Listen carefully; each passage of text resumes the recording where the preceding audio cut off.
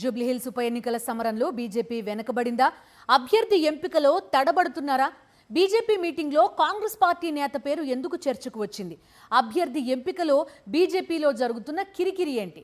హస్తినకు చేరిన ఆశావహుల జాబితాలో ఉన్న పేర్లేంటి? స్థానిక సంస్థల ఎన్నికలు వాయిదా పడటంతో అన్ని రాజకీయ పక్షాల ఫోకస్ అంతా జూబ్లీహిల్స్ ఉప ఎన్నికపై పడింది. ఇప్పటికే కాంగ్రెస్ అభ్యర్థిగా నవీన్ యాదవ్, బీఆర్ఎస్ అభ్యర్థిగా మాగంటి సునీత పేర్లను ప్రకటించేశారు. బీజేపీ అభ్యర్థి ఎంపికపై ఇంకా కసరత్తు జరుగుతూనే ఉంది. అభ్యర్థి ఎంపికలో కమలనాథులు వెనుకబడ్డారనే చెప్పవచ్చు. బీజేపీ జూబ్లీహిల్స్ ఉప ఎన్నికపై 5 నేతలతో ఎలక్షన్ మానిటరింగ్ కమిటీ వేశారు. కమిటీలో ఎంపీ రఘునందన్ రావు, బీజేపీ రాష్ట్ర ప్రధాన కార్యదర్శి గౌతమ్ రావు ఉన్నారు. ఇక అభ్యర్థి ఎంపిక కోసం త్రిసభ్య కమిటీ వేశారు. కమిటీ సభ్యులు నియోజకవర్గ నేతలతో చర్చించి 5 పేర్లను రాష్ట్ర అధ్యక్షుడు రామచంద్రరావుకు అందించారు.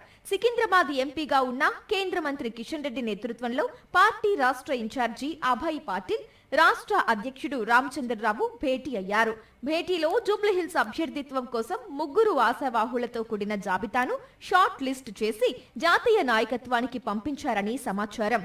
జూబ్లీహిల్స్ ఉప ఎన్నికలో బీజేపీ అభ్యర్థిగా పోటీ చేసేందుకు లంకల దీపక్ రెడ్డి, జూటూరి కీర్తిరెడ్డి ప్రధానంగా ఉత్సాహం చూపిస్తున్నారు. లంకల దీపక్ రెడ్డి 2023 అసెంబ్లీ ఎన్నికల్లో బీజేపీ అభ్యర్థిగా పోటీ చేసి 25,000 ఓట్లను సాధించారు.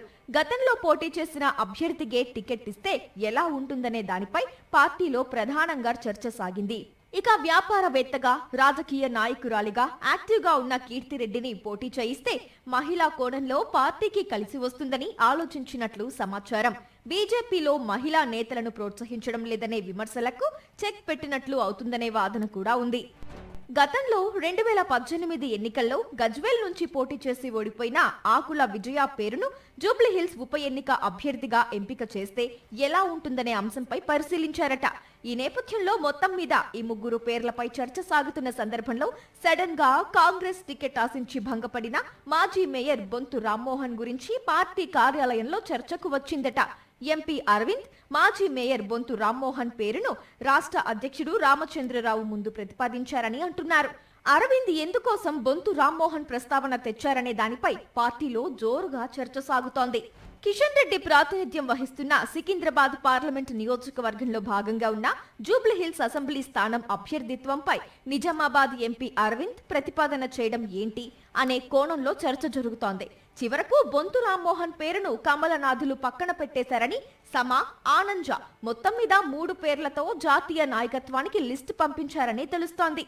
హైదరాబాద్ పరిసరాల్లో ఉన్న జిల్లాల నేతలంతా జూబ్లీహిల్స్ ఉప ఎన్నిక ప్రచారంలో పాల్గొనాలని రాష్ట్ర అధ్యక్షుడు రామచంద్రరావు ఆదేశించారు. ప్రచార కసరత్తుకు సంబంధించి రాష్ట్ర కార్యాలయంలో పలువురు నేతలతో కేంద్ర మంత్రి కిషన్ రెడ్డి, పార్టీ రాష్ట్ర అధ్యక్షుడు రామచంద్రరావు భేటీ అయ్యారు.